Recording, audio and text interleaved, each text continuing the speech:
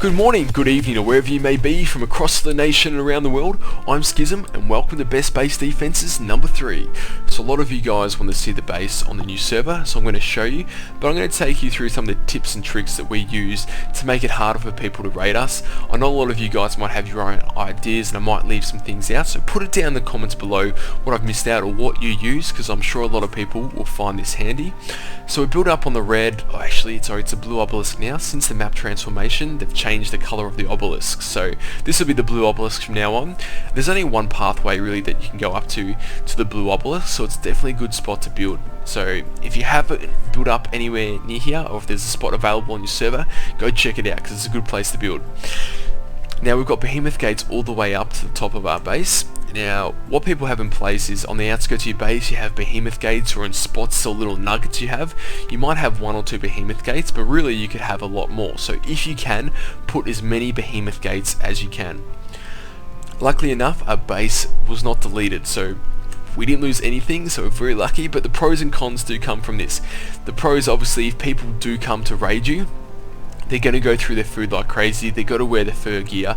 You can kill them off the dinos a lot easier, but you do go through your meat a lot quicker. But that's also a good thing, because raiding tribes will obviously go through their meat quicker or a lot faster as well. So it's definitely worthwhile building in a cold area if you can.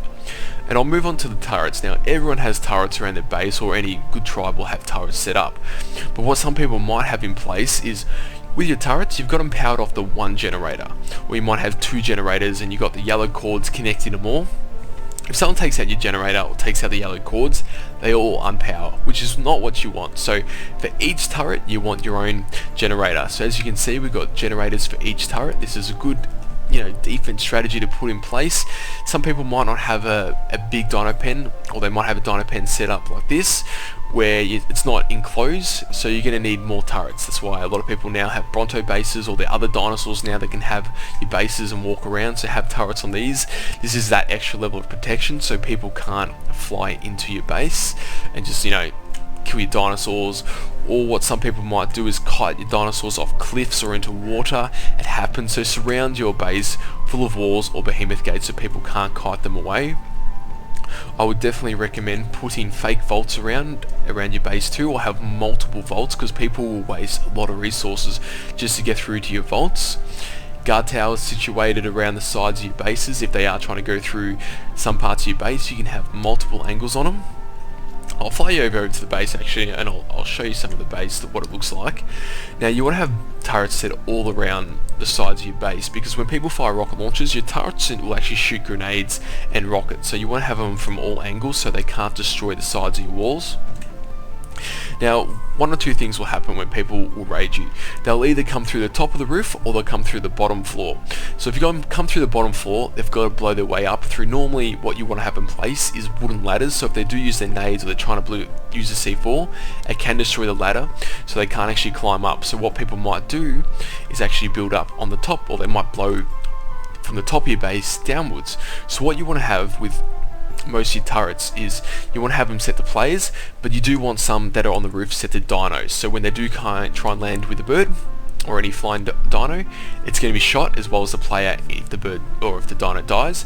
Now with your turrets on the outskirts of your base, you don't want to have them set to dinos, you want to have them set to players, because if you've got your dinos, they can just send them in on a dino and it will just tank all the bullets, and it's not going to be good, because you're just going to waste all your bullets, and then eventually they can just roll on in. So you definitely want to have your turrets set to players. It's very important to have it done like that.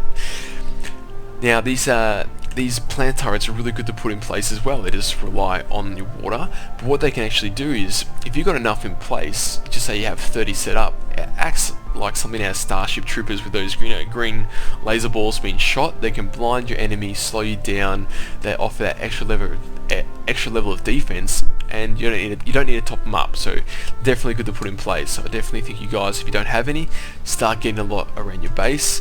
They auto shoot for you, they last forever. So I'll take you down to the insides of the base. Now I'll skip some parts of the base and I'll put in different levels, not to give people on the server too much of an idea of where our stuff is, to make it a little bit harder to raid. So hopefully you guys like the insides of the building. Welcome inside the base. It doesn't get any warmer in here. It's still cold. Look at this self-generated snowball room. Fantastic. Now, when you build, just say if you decided, like some of you might have your tower base set up, and you might have it open. So if you were to break into here, you're like, yep, got through like 4 or 5 layers of doors. You're like, yep, I'm in. And then all you got your generator here, you might have a vault here.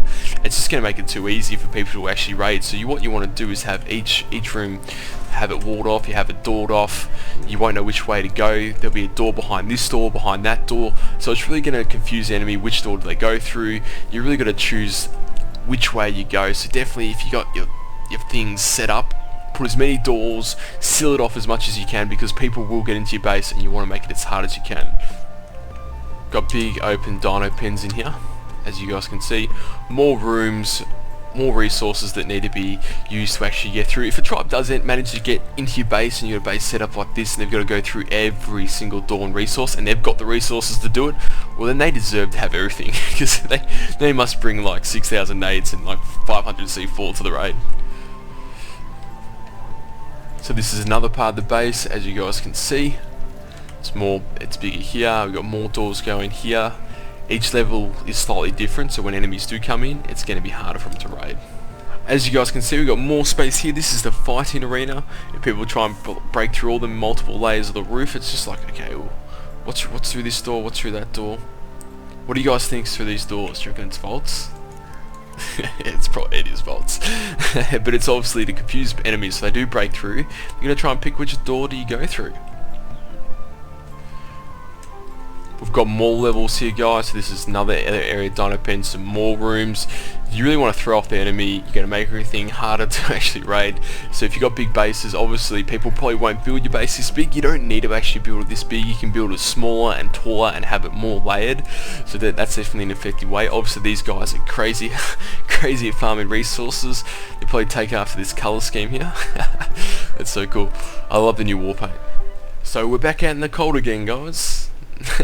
So what you can do also, another technique to put in place, is around the outskirts of your base you can put metal foundations. So what some people do when they come to raid, they might come and blow through the side of your building, whereas if you got those foundations in place, then they've got to blow through 2, 3, 4 layers of wall, or people might just go through the door. But if you go through the doors, you can use misdirection, and they might blow through one and blow through one, and really you lead them in a way where it's not going anywhere, so they're just going to waste a lot of nades and resources blowing nowhere.